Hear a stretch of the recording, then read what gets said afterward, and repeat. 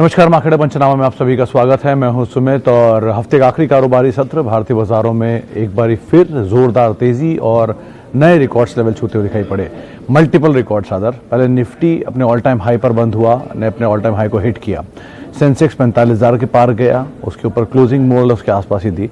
Nifty bank 30,000 के स्तरों को पार करके गया और ये रादर नवंबर में के बाद अब 30,000 के पार होता हुआ दिखाई पड़ा। तो लगातार तीन ऐसे इंपॉर्टेंट आंकड़े जो कि भारतीय बाजारों ने आज पार किए। आरबीआई की एमपीसी की बैठक का आउटकम आया और आउटकम में कोई खास फेरबदल नहीं, यानी ब्याज दरों में कोई बदलाव नहीं, लेकिन बाकी जो कमेंट्री थी वो बहुत पॉजिटिव थी। स्पेशली जीडीपी के नंबर्स, इन्फ्लेशन के नंबर्स और एनबीएफसीज को लेकर जो एक नियमों में फेरबदल किया गया है, इसका एक इम्पैक्ट भारतीय बाजारों में ज़रूर देखने को मिला, जिसके आधार पर एक अच्छी बाइंग पीएसयू प्राइवेट बैंक्स की तरफ से आती हुई दिखाई पड़ी।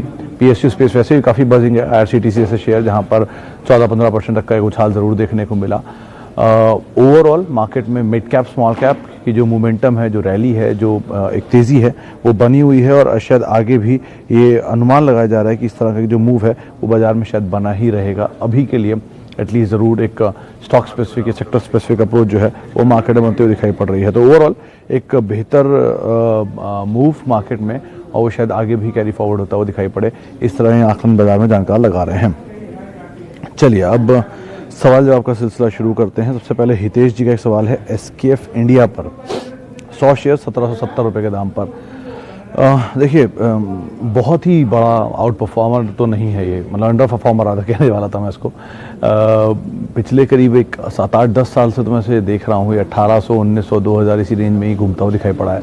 बहुत ज़्यादा फेरबदल इसमें हुआ नहीं है। थोड़ा लो वॉल्यूम वाला स्टॉक है। दो कंपनी में ऐसा प्रॉब्लम नहीं है, बियरिंग बनाने का कामकाज में है और one of the major player के तौर पे वहाँ पे देखा जाता है, लेकिन थोड़ी सी अंडर परफॉर्मेंस ज़रूर रही है। तो एटलीस्ट होल्ड तो आप कर सकते हैं अगर इन्वेस्टमेंट ग्रेड के हिसाब से हमने चुना है। तो ट्रेड के हिसाब से आप सोच रहे हैं तो फिर गलत स्टॉक है कि इसमें वॉल्यूम इतना होता नहीं कि आप ट्रेड कर पाएँ। बेटर यही है कि अपनी रणनीति अपने टाइम फ्रेम के हिसाब से ही आप यहाँ पर तय करें। गेल पर रीमा जी पूछ रही क्या किया जाए। रीमा जी, अगर आपने हाल में खरीदारी की है तो आपको एक रोबस्ट प्रॉफिट तो इसी महीने के दौरान ही आ गया होगा। रादर पिछले नवंबर एंड से लेकर दिसंबर के फर्स्ट वीक की ड्यूरेशन में ही ये स्टॉक ने एक ज़ोरदार तेज़ी दिखाई है और जो 30-40% का रिटर्न देके गया है उसमें आपको अगर प्रॉफिट आ रहा है तो अभी तो आप एटलीस्ट ले सकती हैं। पार्शियल प्रॉफिट स्लोली अपर लेवल्स पे बुक करें, लेकिन बहुत लंबा ड्यूरेशन एटलीस्ट आप अवॉइड करें। मीडियम टर्म के लिए आप ज़रूर इसके अंदर बने रह सकते हैं। इसके अलावा Shilpa Medicare 550 now at 450, any update? Mittal साहब, ये पहले भी बात हुई कई बार इसी प्लेटफॉर्म पे कि शिल्पा मेडिकेयर के लिए 405-406 क्रूशियल लेवल है, वो नहीं तोड़ रहा, तब तक के लिए आप इसमें बने रहें। जो खबरें मेरे पास हैं नेगेटिव साइड पे ये खबरें हैं कि इनका एक प्लांट इंस्पेक्ट हुआ था, जो इनका मेन प्लांट है वहाँ पे फ्लॉ निकले, जिसकी वजह से शेयर टूटा और बहुत बुरी तरह अंडर परफॉर्म कर रहा है। अच्छी खबर ये है कि कुछ HNIs के यहाँ पे रिसेंटली हिस्सा लेने की खबरें आई हैं बाजार में। हर्ड ऑन द स्ट्रीट है, कुछ बड़े HNIs से पोजीशन ली है 2 हफ्ते पहले, तो आप एटलीस्ट समय दे सकते हैं। अगर आप होल्ड करना चाहते हैं तो एक ही लेवल है 405, जिसको आप ध्यान में रखिए और बने रहिए, कोई इशू नहीं है। Please suggest on SpiceJet, will this be touch 100 rupees in coming months? Jain साहब, पहले कल परसों नरसों रोज जब मैं यहाँ इस प्लेटफॉर्म पे यही बात हुई है कि स्पाइसजेट में आप बने रहिए, तेज़ी देखने को मिलेगी। आज भी तेज़ी आई। ये हेमंत लगातार आपको 52 रुपये से बता भी रहा है, हेमंत भाई, कि यहाँ तेज़ी रहेगी और आज भी तेज़ी रही। अभी भी आप बने रहें, इसमें अभी भी और तेज़ी देखने को मिल सकती है, ऐसा अनुमान है मार्केट में। तो आप बने रहें, कोई इशू नहीं है। थोड़ा समय दीजिए, थोड़ा कंसोलिडेट करेगा शायद 1-2 दिन और, 1 हफ्ता और, लेकिन फिर वापस तेज़ी का रुख ले सकता है। तो उस हिसाब से आप फैसले ले सकते हैं अपने। इन्फोसिस 300 शेयर 775 रुपये 10 साल के लिए। वर्मा साहब, बिल्कुल सही जगह पर आपने खरीद रखा है, कोई इशू नहीं है। तो भाव के लिहाज से और आप जिस लेवल पे होल्ड कर रहे हैं होल्ड करिए। दोबारा आपको उसी लेवल पर मिले तो आप दोबारा होल्ड खरीदारी करिए और 10 साल का टाइम फ्रेम भी बुरा नहीं है। मौका मिले तो टीसीएस जैसी कंपनी को भी आप ले सकते हैं, लेकिन बहुत बढ़िया कंपनी, बहुत बढ़िया दाम पर है और बहुत बढ़िया टाइम फ्रेम के लिए भी है, होल्ड कर सकते हैं आप, कोई इशू नहीं है इसमें।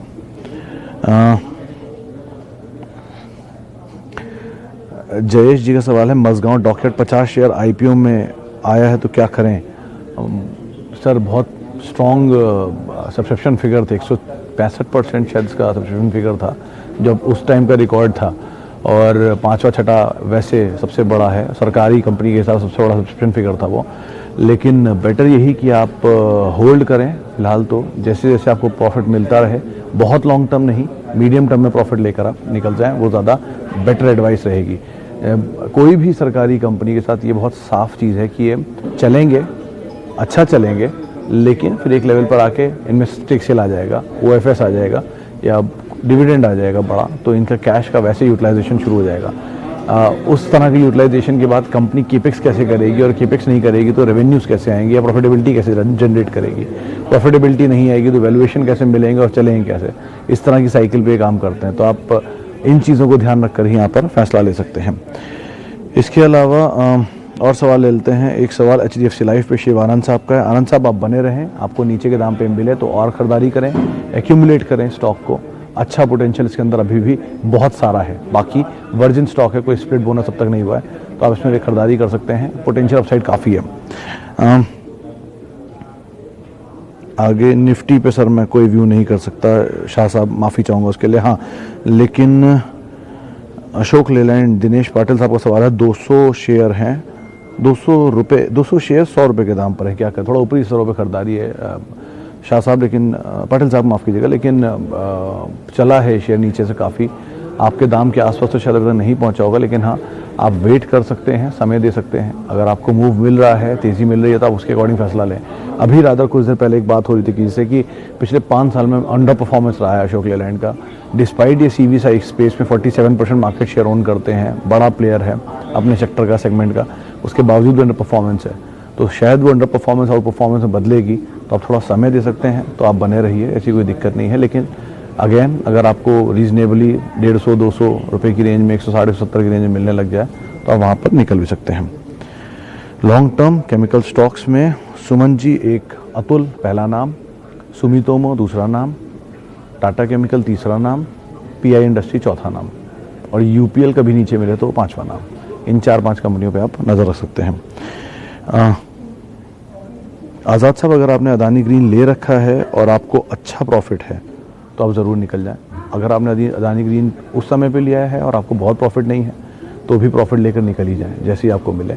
बहुत महंगा और बहुत ही ज़्यादा चला हुआ शेयर है। फंडामेंटल तो सपोर्ट करते नहीं, अब चल रहा है तो चल ही रहा है, जब तक चल रहा है। जब नहीं चलेगा तो बहुत ट्रबल देगा। इसीलिए बोल रहा हूँ कि जब तक आपको मिल रहा है प्रॉफिट, लेकर निकलते चलें। होल्ड कर रहे हैं तो एटलीस्ट उतने शेयर होल्ड करें जो आपके प्रॉफिट की वैल्यू के हैं, या एटलीस्ट हाफ होल्ड करें, 75% होल्ड करें। सारा होल्ड ना करें, कुछ कुछ धीरे धीरे करके निकलते हैं इसमें से। अच्छा, MRF क्या करें? विकास साहब, आपने खरीदा किस भाव पर, उस पर डिपेंड करता है। 80,000 रुपये का लेवल से हाल में के करीब पहुंच गया है। कुछ बाजार में खबर है कि शायद लाख रुपए पहुंच जाए, पहुंचा तो इतिहास बनेगा, पहला शेयर जो कि लाख रुपए पहुंच गया। लेकिन डिविडेंड तो है नहीं, भागा हुआ शेयर है, इक्विटी फ्लोट है नहीं, 40 लाख शेयर है मार्केट में कुल। तो बेटर है, आप बने रहिए। ये शेयर ऐसा तो कुछ है नहीं कि इसमें नीचे आने की कोई प्रोबेबिलिटी है, बाजार में कोई शेयर छोड़ेगा तो है नहीं। जो भी शेयर होंगे वो आपस ही में ट्रेड होते रहेंगे, तो ऐसा कुछ खराब संकेत इसमें दिख नहीं रहा। कंपनी ठीक है, लीडर अपने स्पेस में, आप बने रह सकते हैं, कोई दिक्कत नहीं। अच्छा, आगे बढ़ते हैं। टाटा मोटर्स पर रोहित जी, आप 230 का टारगेट बोल रहे हैं, मेरे पास 220 का टारगेट है CLSA का, तो आप एवरेज कर लीजिए। 225 के टारगेट के लिए आप बने रह सकते हैं, कोई दिक्कत नहीं है। फंडामेंटल वाइज कंपनी में इतना बड़ा कोई चैलेंज अभी तो नहीं है, लेकिन डेट हाँ कंसर्न रहेगा। लेकिन दोनों ही सूरतों में, चाहे मोती का 230 हो या CLSA का 220 हो, किसी ने भी बहुत लंबे होराइजन के लिए इसको अभी तक नहीं रिकमेंड किया है। तो ठीक है, मीडियम टर्म होराइजन के हिसाब से आप अपनी रणनीति रख सकते हैं। समय का बहुत ज़्यादा अभाव है, इसलिए माफ़ी चाहूँगा उन लोगों से जिनसे बातचीत नहीं कर पा रहा हूँ। लेकिन हाँ, एक सवाल जाने से पहले मैं ज़रूर ले लेता हूँ। सवाल है HDFC लाइफ को लेकर। सुमित कुमार साहब का सवाल है। देखिए, HDFC AMC में कोई प्रॉब्लम कंपनी में इंडिविजुअली नहीं है। कल मेरी बात हो रही थी एक जानकार से, उनका मानना है कि 2700 रुपये, 2500-2600 की रेंज में भी ये शेयर चल रहा है। आपको नीचे मिल जाए, जो भी रिसेंटली था भी 2200-2300 की रेंज में भी आया था, वहाँ पे आप खरीदारी करें और ऊपर आप इसे होल्ड करें। कोई इशू नहीं है कंपनी क्वालिटी को लेके, स्टॉक को लेके। चलिए, माफ़ी उन सभी लोगों से जिनसे बातचीत नहीं कर पाया, और बहुत बहुत शुक्रिया उन सभी लोगों का जिनसे मैंने आज बातचीत की। समय का थोड़ा अभाव था, इसलिए आज हम कम ही लोगों से बातचीत कर पाए। आप मेरे साथ जुड़ सकते हैं @सुमित रिसर्च, ये मेरा ट्विटर हैंडल है। नमस्कार।